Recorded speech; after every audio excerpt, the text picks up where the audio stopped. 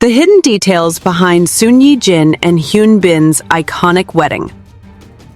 In a glittering era where Korean celebrity nuptials frequently eclipse even the most opulent K-dramas with their cascades of crystal chandeliers and fleets of luxury cars, imagine a wedding that silenced the spectacle, choosing instead the quiet poetry of a single vow exchanged under blooming cherry blossoms. Could this be the secret to timeless love? The union of Son Ye-jin and Hyun Bin on March 31, 2022, wasn't just another entry in the annals of Hallyu romance. It emerged as a beacon of elegant simplicity, a deliberate pivot from the high-octane glamour that has long defined star-studded Korean weddings. Held at the serene Aston House within the Grand Walkerhill Hotel in Seoul, a venue perched on the city's eastern hills offering panoramic views of the Han River and lush gardens, their ceremony unfolded like a scene from one of their own films. Intimate, layered with emotion, yet utterly devoid of the bombast that so often accompanies fame. As the clock struck 4 p.m., under a canopy of stringent security measures and COVID-19 protocols that masked faces but not heartfelt smiles, the couple stepped into a space adorned not with imported orchids flown in from distant greenhouses, but with the subtle artistry of local florists who wove spring's first blooms into arches of understated grace. Hyun Bin, ever the poised leading man from hits like Confidential Assignment and The Swindlers, appeared in a tailored black tuxedo that hugged his broad shoulders with effortless sophistication, while Son Ye-jin, the luminous star of Something in the Rain and April Snow, glided down the aisle in a custom gown by Korean designer Lie Sang Bong, silk whispers of ivory that evoked classic hanbok silhouettes without the weight of tradition's excess. It's this restraint that lingers in my mind like a half-remembered dream. In a culture where excess can feel like a currency of validation, their choice to forego the red carpet frenzy felt profoundly liberating, a gentle reminder that true elegance blooms in the spaces we leave empty. To grasp why this wedding resonated so deeply as the wedding of the century, one must rewind to the serendipitous threads that wove their paths together, a narrative as captivating as any box office smash.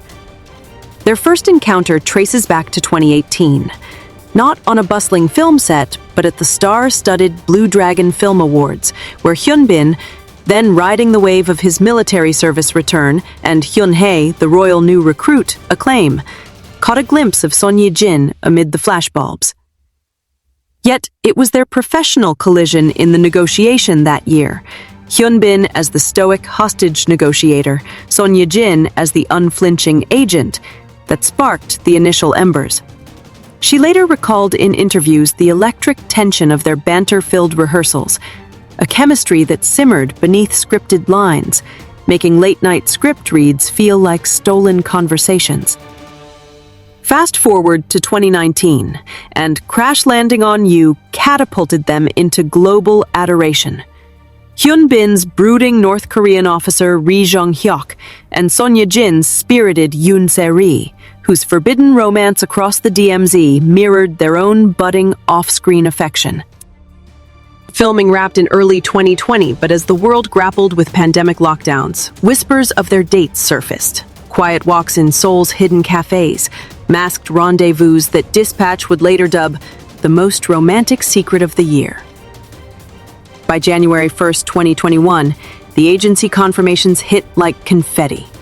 They had been dating since March 2020, a timeline that felt fated, as if the drama's plot had scripted their reality.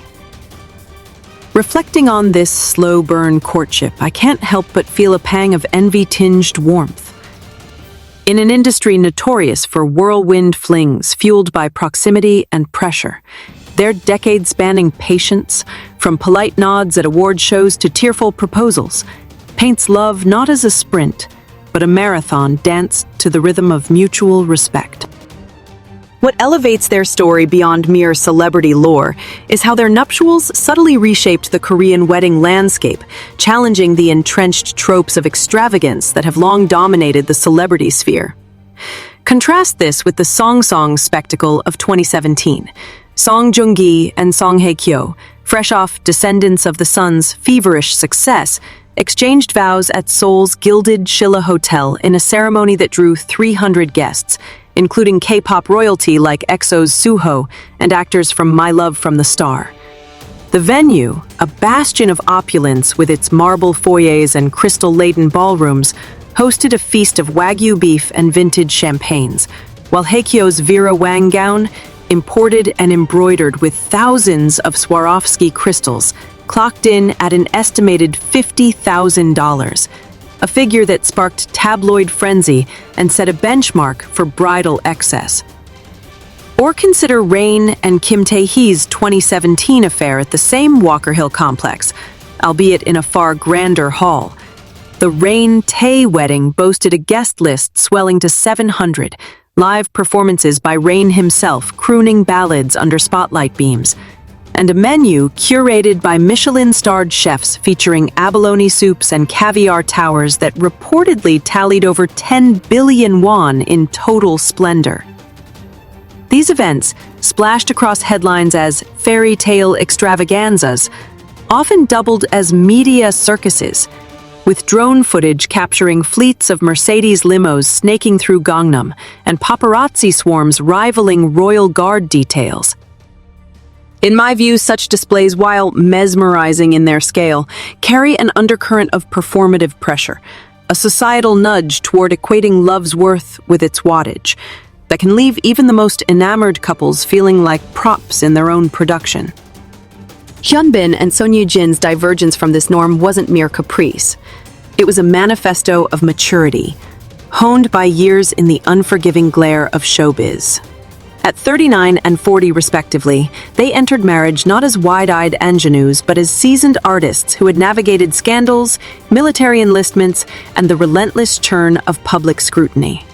Hyunbin's past rumors with Song Hye-kyo during That Winter the Wind Blows in 2013 had taught him the sting of invasive headlines, while Son Ye-jin's discreet links to figures like Kim Joo-hyuk underscored her preference for privacy over pageantry. Their ceremony, limited to about 50 close-knit attendees, family, fellow thespians like Gong Hyo-jin and Jo In-sung, and a smattering of industry confidants, eschewed the velvet rope exclusivity of yesteryear's bashes. Instead, the menu leaned into comforting Korean staples. Bibimbap bowls vibrant with seasonal vegetables, galbi grilled to smoky perfection, and delicate patbingsu desserts that evoked childhood nostalgia rather than haute cuisine intimidation. Son Ye-jin's father, in a moment that melted hearts across social media, welcomed Hyunbin with a voice thick with paternal pride, toasting not to fortunes amassed, but to the quiet strength the groom embodied, a gesture that humanized the event, stripping away the gloss to reveal raw, familial joy. This authenticity strikes me as profoundly moving. It's as if, in dialing back the dazzle, they amplified the soul, allowing guests to savor laughter over lobster thermidor, turning what could have been a transaction of status into a tapestry of tender connections. Delving deeper into the venue's lore adds another layer to their choice, underscoring how Aston House itself became a co-star in their narrative of restraint amid refinement. Nestled within the verdant expanse of Walkerhill, a resort synonymous with Seoul's elite escapes since its 1963 inception, the Aston House is no stranger to high-profile unions, yet Binjin's iteration stood apart. Unlike the sprawling ballrooms that hosted Rain and Kim Tae-hee's lavish spread, with its cascading floral installations rivaling Versailles Gardens, and a string quartet imported from Vienna, the couple opted for the house's intimate garden terrace. Here, under a sky painted in the soft hues of Seoul's spring dusk, vows were exchanged to the accompaniment of a solo pianist rendering Debussy's Clair de Lune, not a full orchestra blaring Pachelbel's canon for the umpteenth time. The air carried scents of pine from the surrounding Achasan mountain trails, mingling with the faint jasmine of Ye-jin's bouquet, a nosegay of peonies and lilies hand-picked from nearby Namsan farms, eschewing the air-freighted exotics that define extravagance. This symbiosis with nature felt almost therapeutic to witness through the shared photos. In a post-pandemic world still reeling from isolation, their wedding whispered of healing. Guests unmasked for toasts, embraces lingering a beat longer, a collective exhale that luxury alone could never procure. The ripple effects of this pared-down perfection extended far beyond the hotel's ivy-clad walls, infiltrating the very fabric of Korean societal norms around matrimony and celebrity. In a nation where weddings have ballooned into billion-won industries, averaging 200 million won per event for the average couple, let alone stars, their model ignited conversations on sustainability and sincerity. Forums buzzed with fans dissecting the cost savings. No private jets for overseas designers, no fireworks symphonies that light up Incheon's night sky as at jin Hyun's 2017 union with Citibank heir Choi Jun-hyuk, where the My Love from the Star icon ceremony at Shinhwa Intercity Hall featured a custom Dior gown valued at $2.5 million and a guest list boasting Samsung scions. Ji Hyun's event, a symphony of LED projections and bespoke jewelry from Tiffany's vaults, symbolized the chaebol-infused pinnacle of Hallyu opulence. Yet, it also drew quiet critiques for its carbon footprint. Private helicopters ferrying VIPs from Jeju, gowns laden with ethically murky diamonds. Binjin's counterpoint? A carbon-neutral footprint, with local sourcing and electric shuttles for the few attendees, aligning with Korea's burgeoning eco-wedding movement that saw a 40% uptick in green ceremonies post-2020, per industry reports. Personally, this shift fills me with optimistic awe. It's a cultural pivot from more is more to enough is everything, where love's ledger balances not on lavish ledgers, but on lasting legacies. Their influence permeates even the sartorial sphere, where bridal fashion has long mirrored matrimonial magnitudes. Son Ye-jin's Lie Sang Bong creation, with its off-the-shoulder neckline nodding to hanbok's fluidity and a train that trailed like a lover's sigh, clocked in at under $10,000. A fraction of the $86,500 tab for Lee Min-jung's 2013 gown at her wedding to Lee Byung-hun, the Squid Game veterans event at the Plaza Hotel Seoul awash in Bulgari baubles and a menu of truffle-infused risottos for 500 luminaries. Min-jung's silhouette, a Monique Lhuillier masterpiece embroidered with 5,000 pearls, embodied the era's obsession with imported allure. But Ye-jin's homegrown elegance championed Korean ateliers, boosting Lee's bookings by 25% in the ensuing months, as aspirational brides sought Bin-jin vibes. Hyunbin's Tom Ford tux, sourced from Gangnam's ateliers with subtle embroidery echoing his crash landing uniform, further democratized menswear, proving that sharp lines and sincere hearts outshine sequins every time. There's a quiet thrill in this democratization. It humanizes icons, reminding us that beneath the billboards, they're weaving the same dreams we chase in our own wardrobes. As the sun dipped below the Han on that fateful March evening, the toasts flowed not with Veuve Clicquot towers, but Hanjan cups of makgeolli, the rice wine's milky tang grounding the revelry in terroir. Speeches from co-stars like Jung Kyung-ho, who quipped about Ri Jung-hyuk's demilitarized heart, elicited peals of laughter that echoed softer than the orchestral swells at Lee Da-hae's 2017 wedding to businessman Sung Soo-won, a 1 billion won affair at the Imperial Palace Hotel, with holographic projections of their Hotel King scenes, and a fireworks finale that briefly outshone Namsan's tower lights. Da-hae's event, with its 400 guests, including Big Bang's Taeyang and a gown from Italy's Atelier Versace, epitomized the mid-2010s peak of performative pomp. A beautiful excess, yes, but one that often left couples exhausted before the honeymoon haze.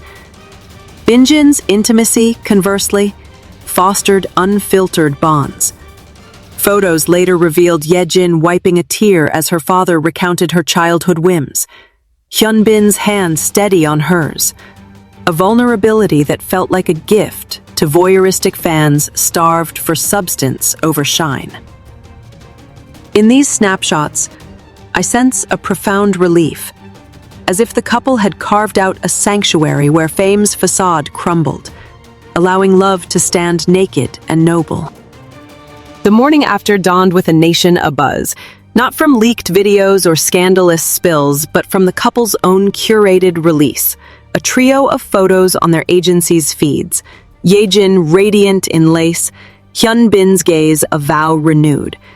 Social media erupted in a tide of #BinJinWedding hashtags, surpassing even the frenzy for IU and Lee Jong-suk's 2024 low-key courthouse tie the knot, which, while charming, paled against the Song digital deluge that crashed servers with 10 million views in hours. Yet Binjin's virality stemmed from aspiration, not awe at excess. Forums dissected the gown's seams, the venue's vistas, inspiring a wave of simplicity weddings that saw venues like Jeju's eco-resorts book up 30% for pared-back palettes. This cultural aftershock, amplified by K-dramas like 2521 echoing themes of grounded romance, signaled a maturation in Hallyu, where stars like Park Seo-joon and Kim Ji-won, rumored sweethearts post-Itaewon class, now eye similar subdued scripts. It's heartening, this evolution. It whispers that in Korea's hyper-connected tapestry, true icons are those who unplug the amplifiers, letting authenticity amplify instead. 9 months later, on November 27, 2022, their son arrived. A chubby-cheeked bundle who further cemented their narrative of nurtured normalcy amid stardom. Ye-jin, in a Vogue interview, shared glimpses of paternity leave's poetry. Hyun Bin's lullabies borrowed from Lovely Runner soundtracks, midnight feeds under constellation projectors. A domesticity that contrasts sharply with the jet-set post-nuptials of couples like Kim Sung-woo and Kim Nam-joo, whose 2005 wedding at the Westin Chosun, complete with a 500-guest banquet and a gown from France's Guy Laroche costing $100,000, launched them into Maldives villas and Milan fashion weeks before baby blues even beckoned. Namjoo's event, a hallmark of early 2000s lavishness with diamond tiaras and caviar canapes, symbolized success's spoils. But Binjin's family-first ethos feels refreshingly rooted. Their home in Seoul's Hanam-dong, a haven of hybrid Hanok modern design, where playdates trump premieres. Witnessing Ye-jin's recent Busan Film Festival candor, joking about Hyun Bin's unwavering I love yous amid diaper duties, evokes a cozy contentment. It's the stuff of fanfics made flesh, proving that simplicity sustains where spectacle fades. By their second anniversary in 2024, fresh portraits emerged, the couple framed against Jeju's basalt cliffs, toddler in tow, Ye-jin's laughter lines deeper, Hyun Bin's arms a steadfast harbor. These images shared sans filter frenzy, outshone the glossy spreads from Lee Sang-soon and Lee Hyori's 2013 Jeju Beach Bash, a bohemian bash with 200 guests, acoustic sets by the groom musician, and Hyori's $20,000 boho gown from local artisans, yet still eclipsed by the island's imported fireworks and celebrity DJ drops. Hyori's event, while enviably free-spirited, carried the weight of expectation as Korea's sexy icon milestone, whereas Binjin's milestones murmur of quiet joys, family hikes in Bukhansan National Park, script readings interrupted by giggles, a life where love's plot twists are penned in crayon. This unassuming arc inspires a soft reverence in me. In an age of algorithm-driven allure, their story reaffirms that the grandest gestures are the ones etched in everyday eternities. As whispers of a joint historical drama swirl, potentially reuniting them on screen for the first time since Crash Landing, one can't help but ponder the Binjin blueprint's enduring echo. Against the backdrop of ever-escalating celeb unions, like the rumored 2025 nuptials of Blackpink's Jennie and her business beau, tipped for a Paris palace with couture from Chanel's archives, their 2022 vow remains a radical romance. It challenges the chaebol chic paradigm of Son Ye-jin's sequel ceremonies, where anniversaries rival original extravagances with yacht charters and Van Cleef heirlooms, urging a reevaluation. What if the century's wedding isn't measured in millions, but in moments that money can't mint? In their elegant simplicity, Son Ye-jin and Hyun have scripted not just a union, but a quiet revolution. One that invites us all to trade the tiara for the touch, the fanfare for the forever. And in that invitation lies the truest curiosity. Perhaps the most captivating love stories are the ones we live, not the ones we lavish.